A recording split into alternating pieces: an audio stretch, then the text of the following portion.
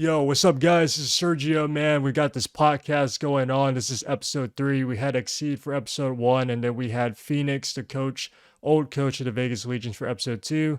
I'm here with Tatch. Man, go ahead and introduce yourself, bro.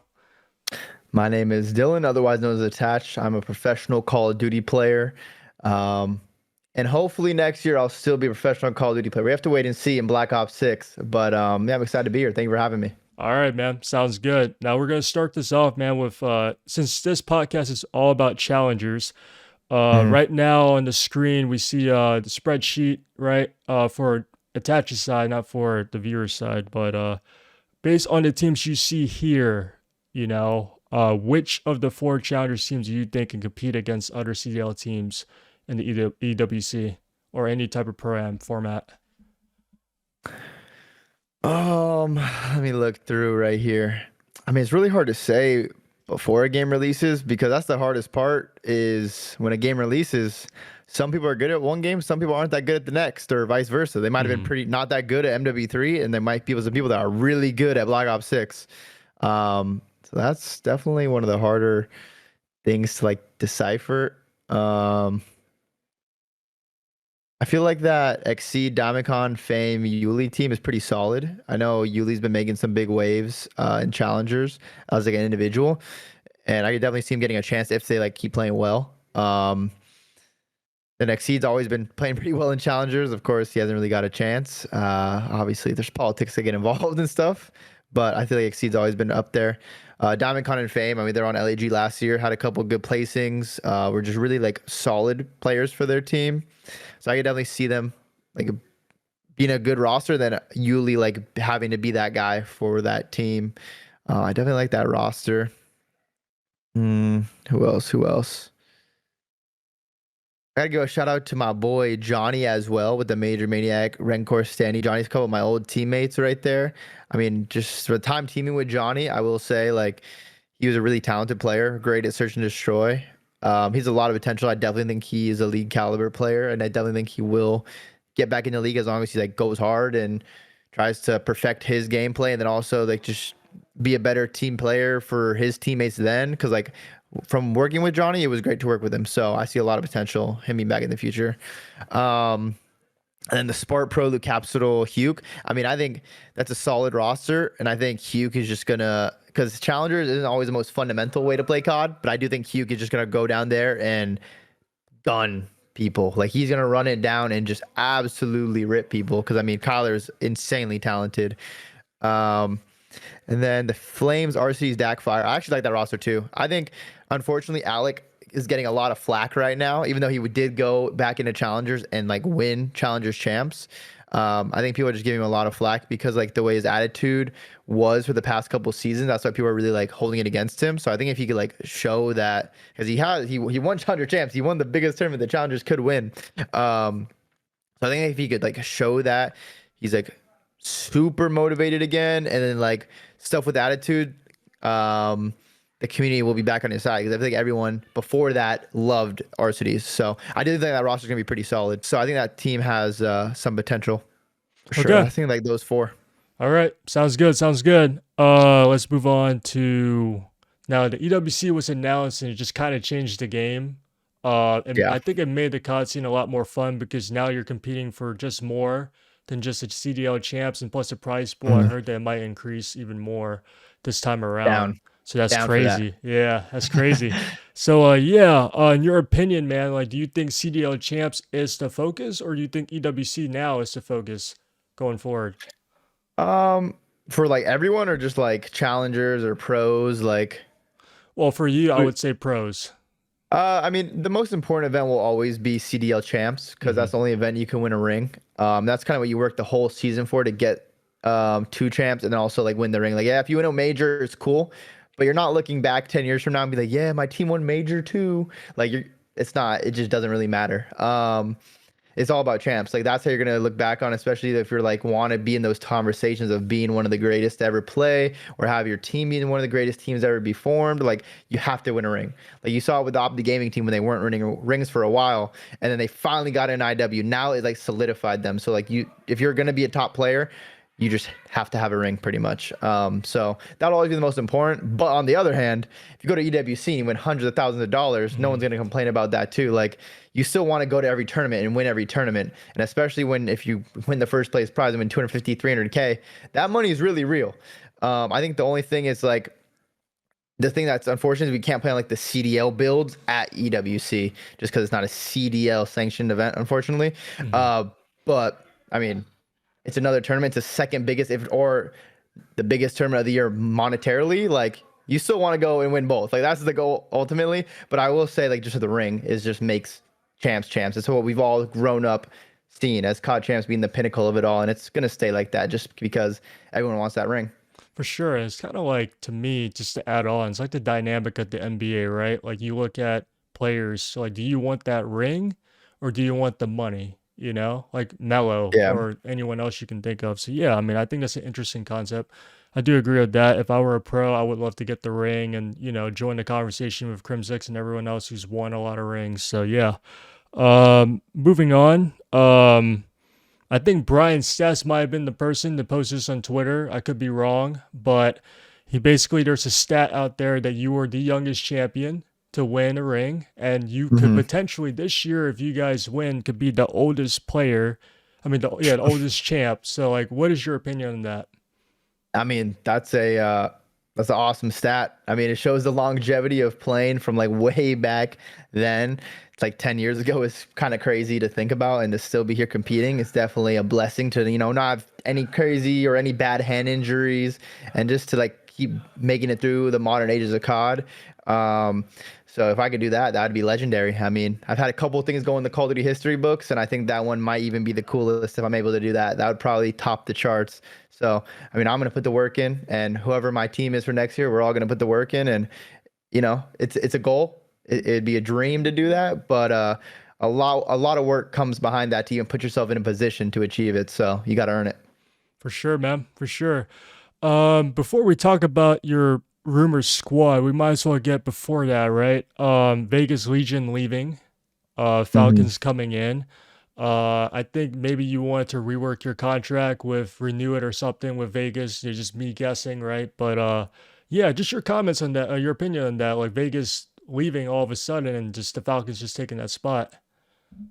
Yeah, I mean, with Vegas, of course, Vegas had a reputation for being in Call of Duty, and like they didn't really give too much to the community ever. They always were just kind of the last team to form, giving out minimums and stuff here. So you had opportunity with Vegas to like play in the league, but you were never gonna have like that much around you to like really go further. Like, you didn't have a facility like pretty much all the teams do, and all that other stuff. So I was still under like a 2-year contract.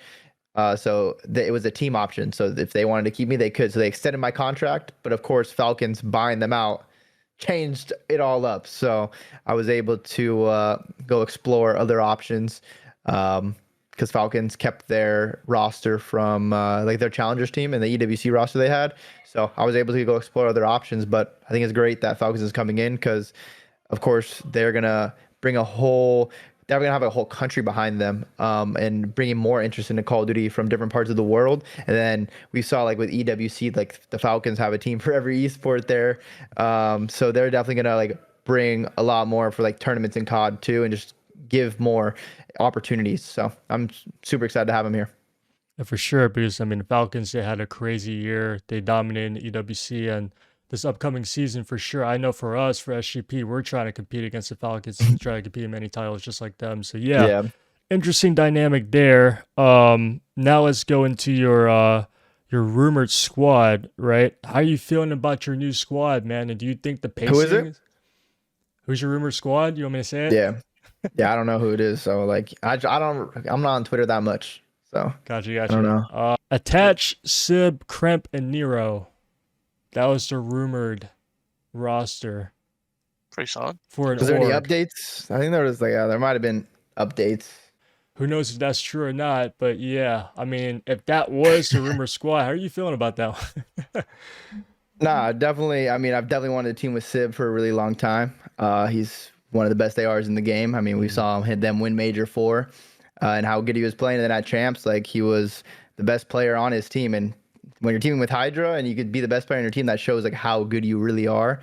So I mean, getting a team with Sid would be amazing if it does happen. And then with the other sub duo, like just have a super talented, smart sub duo, good comms, have some players that are good at search. Like that's just what you need, especially like you need to be really solid at respawn, of course, but you need to have a good backbone in S&D because that's going to be the reason you go from a top 4 to a top 2 at a tournament because your S&D catches fire on a Saturday going into a Sunday. So that's what you're going to need to do. So I mean, if that team does happen, I'd be hyped. I'd be hyped for sure. For sure. Yeah, sounds like a good team too, man. Let's see where we're going to next. Okay, we're gonna switch back to your past. Just like two fun questions here.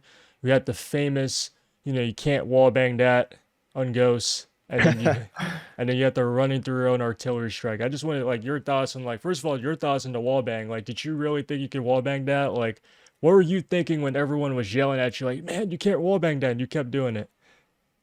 Yeah, so at the wall bang, like when I first started shooting, I started like hitting a trophy. So I was getting hit markers. And then I was like, at first, of course, when you get hit markers, you think you like are shooting the guy. So I was like, oh, I'm just shooting him. It's an easy kill. But then as I kept shooting and I shot my whole clip, I reloaded. I'm like, okay, well, obviously he's not dead yet. So I was not shooting him. And then at that point, that's when everyone was yelling. And it was just honestly too late at that point because I already unloaded my whole clip and didn't have time to run through the window. But I just thought it was going to be an easy kill going into it. And, it didn't pay off. I tried to be flashy instead of just going to the window and shooting the guy off the bomb and winning the map.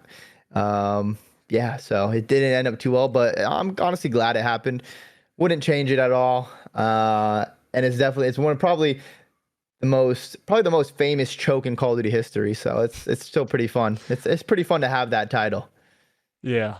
And then you got the artillery strike, which I think you won an award for that, right? For that. Yeah, Yeah. yeah. I got from the esports awards. I won esports play of the year for the 1v3 versus Optic. So it's pretty funny to look back on life and see how it works, how I go from the beginning of my career to having one of the worst clutches to having arguably the best clutch in Call of Duty and one of like the most impactful clutches, I guess you could say, for the community, of course, with who it was against, how Optic made a change soon after that turn. Like it was just pretty crazy how everything went. But yeah, that was crazy. And that just comes from a lot of playing Search and Destroy, playing 1v1 wagers, and just always being super comfortable in the clutch and like wanting to be in the clutch because it's like there's no pressure really. It's just like you just try to do the craziest thing and make it happen. And sometimes it's going to happen. Most times it's probably not, but just it gives you an opportunity to do something that no one's expecting. And that makes for great moments in Call of Duty. So it was always fun. Yeah, including that clutch that you had like on the rocker when you guys came back from '05 too as well. I mean, that was pretty special to watch. So yeah, Yeah. pretty cool moments that you had throughout your career. Now for challengers players that are trying to get into that moment or try to join the pro league, what is your expert opinion on when it's time to hang it up and just not pursue the pro league anymore? Honestly, it's when you've probably been grinding. It depends how old you are too and your situation, because of course you gotta start. Yeah, at some point in life you gotta make money to get food, housing, whatever it may be, because everyone's life has different opportunities and in different situations. But if you've been in challengers for a pretty long time, going on like 4, 5, 6 years, like it's definitely not the best to like keep going unless like you really see yourself going somewhere. Because if you've been there for that long, you really shouldn't be in challengers for that many years. Because usually, even if you are and you start winning at the end, people always want the unknown talent. And when people see you've been in challengers for so long, they're like, this guy hasn't been picked up in 5 years. Why are we going to pick him up now? Yeah, he just started winning, but it took him 5 years in challengers to start winning, which isn't good. Whereas if a kid comes who's 18, wins a tournament on LAN, and he looks cracked, people are gonna be like, they want to take the risk on the unknown quantity. So the longer you've been in challengers, the lower your stock goes, just because you're not competing at the highest level and you're not like dominating the lower level yet. So that's how everyone's mindsets are when it comes to challengers. They always want to just take the risk on the unknown quantity, and hopefully someone turns into the next superstar. Yeah, yeah. Now, there's a rumor. I heard there's a rumor of an expansion after Black Ops 6. So if there's 4 orgs that come in for the next title, now I know that for Call of Duty there's gonna be like a 2-year cycle, so it should be 2 years of Treyarch and then probably 2 years back of Infinity War. So for the next Treyarch title, if there's an expansion, which 4 orgs do you think will come in and do pretty well, and who you like to see come in? Um, that's a tough question because there's a lot of really good orgs out there. Some that haven't even been in COD before or were in COD a while ago. Hmm. I would say definitely like to see Rise back because that's actually where I got my first star in a pro team pretty much. Was Rise Nation. So if Rise can come back, that would be awesome. They treated me great. They treated our team great when I was on there. So big shout out to Kareem and Roger. And then other orgs that we just haven't seen. Like I think I definitely want another like Spanish org. I think that'd be sick because they're just so Yeah, passionate over there. yeah, Like Ibai, that streamer, and he sells out the arenas for his like boxing fights every single year. Like there yeah. and has like millions of views. Like imagine if like their orgs got in. And there's orgs from different places as well, different countries. I Mm. like Fnatic. Fnatic was a really cool org to have when they weren't for a little bit. Yeah. So like Fnatic would be cool. A TSM. TSM for sure. They were in Call of Duty like a Black Ops 3 for a little bit, but to get them back as well because it's like such a storied org. And then honestly, like this is random, maybe like a T1, right? Hmm. That's Faker's org, right? Baker's org, yeah. I don't think there's a Yeah. chance they would ever think about getting a COD because I don't even know. I only know their teams in League of Legends. I don't know if they have other teams, but I just think that'd be sick. Just like Yeah, if Faker was like Faker's org and stuff, for that would sure, help yeah. like expand COD in like Asia over there. I'd be super down for that, but obviously I don't know how realistic that is. But those are a couple orgs I think that would be really cool to see back in the CDL or join as new orgs. Yeah, for sure, because that's what started me with SGP as well, was the whole Asian org aspect. And it's funny because I haven't had any. I only had maybe like I had an Asian coach and maybe an Asian player, I can't remember, but we don't really see Asian orgs in the CDL, and we kind of want Yeah. to expand it to like different fronts. So if we can get an Asian org in the CDL, that'd be pretty awesome for sure. Yeah, so like we were talking about the expansion, right? I mean, do you feel like the CDL will be more competitive if you add those 4 teams, or you think it'll oversaturate the league? It's hard to say it'd be more competitive because to be honest, I don't think there's 16 more players that can make the league more competitive. Hmm. It's like weird. Only way the org or the league really gets more competitive is like people came in and like split some of the top teams up to spread out the talent, but that would just come with bigger contracts. Of course, everyone knows the economy and esports economy right now it's going down, so like people probably don't want to do that. But that's Yeah. just the biggest thing to make it competitive. Um, and right now, like we just need a big wave of like stuff in Call of Duty because I think people have been turned off to like wanting to go pro in Call of Duty more so nowadays than they were before because there's just not as many opportunities and like it's just there's other games that are bigger and provide more opportunity and more tournaments and stuff and being able to make more money or by being a big streamer or yeah, so I think that's one of the tough spots. But it would be great to have more orgs, just because who knows what orgs get in, and that's gonna just get more eyes and viewership and more money flowing around for everyone, and more opportunity the better. And so more orgs the better. For sure, yeah. And recently, I think the rotation they released some of the rumored cities that might have majors, like Barcelona, Major One, end of January. You have Miami, Dallas, Toronto, and Chicago, right? But your opinion on those cities, and also like, I mean, which cities would you like to have a major in? Because Anaheim was an option, I heard, but like that Mm. fell through. Vegas was an option, but that fell through. So like, if you could add, which cities would you like to have added in if you can? I mean, I love Barcelona because we've never been there before, so that's Hmm. just a sick one to have. Excuse me, that's gonna go crazy. I mean, the Spanish crowd is gonna be insane. So I'm super excited for that if it actually does happen. Dallas is always fun. Miami's always cool. Toronto's always a great event. So it's good to have like some staples and consistent ones. Chicago, I've never been to Chicago. I know we're supposed to have that for the Huntsman tournament before COVID. So that would have been sick to have. But other than that, yeah, I would love to have an Anaheim because people would finally get to experience Anaheim kind of what it was. It won't be the same as it was back in the day. You can never recreate the golden days. Yeah. But it would still be a great experience to have like in the Anaheim Convention Center. That'd be great. Vegas is always a good one too, because I mean there's so much to do in Vegas and Hmm. there's a lot of good venues and just always a bunch of craziness going on there too. So I'm trying to think where else in like the US that we haven't really been to. I mean, I feel like another New York event would be really cool just Yeah. because, but obviously it's millions of dollars because New York's a very expensive place to get a venue for a weekend. But New York is always would be fun. Where else? Hmm. Doesn't have to be the US either. Yeah. Well, one day a tournament like Asia would be Yeah. sick. Mm-hmm. That would be insane if we can go anywhere in Asia. A Japan tournament, I'm down. Sign me up. Mm-hmm. Um, and then yeah, maybe some more in like a different city in Spain because like I just feel like the crowd would be crazy. Or go to like South America, go to Brazil. Ooh, Um, okay. that would be sick too.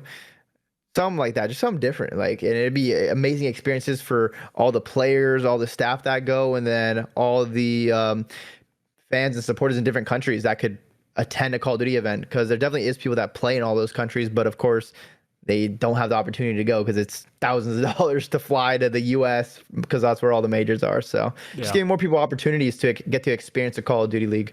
Okay. Yeah. Sounds good, man. All right. Switching gears here. Who are your three favorite teammates that you've teamed with? And My yeah. three favorite teammates, probably say like accuracy because he's helped me like learn a lot and just learn how to like get ready for matches and be fundamental in the game.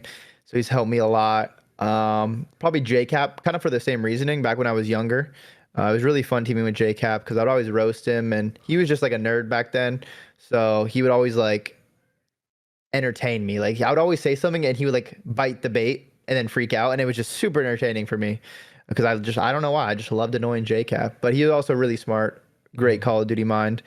Um, then I think got to put like Zuma up there too, just because from when we were so young in like 2014 when we first met, and then kind of started teaming towards the end of that year. Like we just been through so much together. So many different tournaments, so many crazy stories, the ups and downs. Of course, like we're really good friends out of game. Our families are friends, so just like building a bond, like building a friendship that's gonna last for a lifetime, and is really important too. And to have that come from Call of Duty, but then also find success with someone like that that's also a really talented player, like it's great. It's great to have the best of both worlds. Yeah. And speaking of Zuma, you guys, had one of, I thought was one of the best teams in Call of Duty, which was during the Jetpack era with the FaZe Clan roster. Even though you guys didn't win a ring, I mean, you still had a great team. I always was curious, like if you could replace anyone from that team in the Jetpack area to take on, you know, NV and Optic, like who would you have chosen? That's tough. That's a tough decision. I think I for sure gotta like lock down me and Zuma because we're like the young cracked kids at that time. Hmm. I think the issue with that team was like we just really didn't. We were really good at AW because we all knew the game and it was just straight talent. Like you had to be smart, but not like too smart. It was just straight talent, movement, gunny, and like we matched up with every team. Like we just had the most talent and gunny in AW. Then in like other games, that's when we were struggling. Was when we needed to like have like the fundamental system. So I'd have to get one of the old heads out between Enable and Clay. I might have to replace my guy Ian. I might have to replace Ian and get like a random old head, like a J Capish person to like get Okay. us to rotate because we were young and dumb, so we didn't rotate to get a system in place. But either one of the old heads we could replace. Nah, I'm just kidding. So yeah, my guy, either Ian or Clay, they can fight for it who gets replaced. Because Zoom and I were a lock. I But we got just you. needed some more brain power to like facilitate the practices and get on a consistent system as a team. Yeah. And speaking of which, right? I mean, with the skill gap and all of that, like it was straight talent. I mean, this Black Ops 6 game, you have Omni Movement. It's gonna be exciting to see a lot of people integrate Yeah. that. Yeah. So, I mean, what do you think about the game so far? You played the beta. Like, where are you thinking, man? You think this is gonna be a good competitive game, or you think it's going to, be kind of lackluster like every other COD title that people, well, to people's opinions, think was kind of lackluster. I mean, I think it's going to be probably the best game we've had during the CDL time. I think it's probably going to be the best game, best Call of Duty, or just like a video game of all time as well. Hmm. Like the maps look fun, the gunplay is fun, the movement's great. So I'm super excited. It has tons of potential. Of course, we have to see how it plays when it's actually out. But from playing it and watching it, like I think it's going to be a very fun game to watch. while there's gonna be you're gonna have to have a lot of skill, talent, but then of course brains at this point in the CDL. Like you can't just get away with talent or brains. You need mixtures of both to Yeah. really find success. So I'm super excited for it. And just to catch you, man, I mean, in the beginning, you said, I think this is going to be the best game. You have a consistent trend. I just thought about this. You had a consistent trend. Um, Every single title, you say, this game is going to be the best Call of Duty game. Are you sure about that one? Like, I I've always mean, said that. I've always said it yeah. a few times, I think. I've only said it a few times. I don't know. But this This time for time? sure it's gonna be the best game. This Okay. time I know I'm right, like for sure. Okay. All right. Yeah, we'll hold it to you. We'll quote this. We'll keep this tabbed. Yep. Finally, right? I mean, this is a question that I received from one of my colleagues, and it's from last season. Why did you guys drop Purge from the Vegas team? Ah, yeah, honestly, that was a mistake to drop Purge, looking back on it. He just brought a lot of good like fundamentals and comms to the team. Like him and I were like the ones like communicating the most, I guess you could say, and making sure everything was running smoothly. But of course, when you're in the moment, you try to like get the most possible. Like we had like two top eight placings. Granted, we couldn't win an SND, which is our biggest fault. So like, um, yeah, after we dropped Purge, we went through definitely a rough patch when we got Asim for a little bit. I don't think we won a map. That was tough. And then we ended up getting Johnny, and Johnny was great for our team. Is exactly what we needed. But unfortunately, it was just like crunch time, and we just didn't have as much time as we needed to develop. But yeah, it was tough because Evan's a great player, great mind, and I think he's gonna be like a really solid like glue piece for teams in his career. So great player. Super easy to work with. He's like a sponge. He likes to learn. So yeah, it was a tough decision looking back on, but at the end of the day, we couldn't win S&D regardless. We tried many different rosters, and we still ended up being the second worst S&D team in the game. So I don't know who would help with that. I think Johnny was probably like the best answer because I think our S&D was the best at that point with Johnny. Um, so yeah, we needed that. But before that, we just couldn't win S&D, and that ultimately is the reason why we didn't make it to champs and costed us the whole year. You think the dynamic was maybe different with the S&D when you added Fame for the EWC, or do you think it was like relatively the same from the season? I don't know. Honestly, for EWC, it was just a whole like we were just there playing. Hmm. It wasn't as serious as we could have been throughout the whole season and like put ourselves we didn't put ourselves in the best position at to do well at EWC, to be honest. Practice wasn't as good leading up to it. So didn't have too high of expectations going into that one, Yeah. unfortunately. But yeah, I mean, during the season, like things were going great. We just couldn't ice up an S&D when it mattered most, and that's what came to bite us in the ass. Gotcha, gotcha. And final question, man. When are we expected to see an announcement of your new team in the CDL? What are you thinking? Yeah, I hope soon. The game's coming out in a couple days, so I hope before the game drops, or you're gonna see the kickoff team. Okay. So hopefully it's soon. Sounds Hopefully good. it's Sounds soon. good, bro. All right, man. I appreciate you coming on board, man. And yeah, I mean, if you guys can, please comment, like, subscribe. Please share the video. And yeah, Yep. the feedback is super important. I mean, Attach knows this. He does a lot of interviews and a lot of pressure, man, because he does this a lot, and this is my first time around doing this. So yeah, Nah, let you me did know. great. Thank you, man. All right, You did guys. great. Peace out. Peace.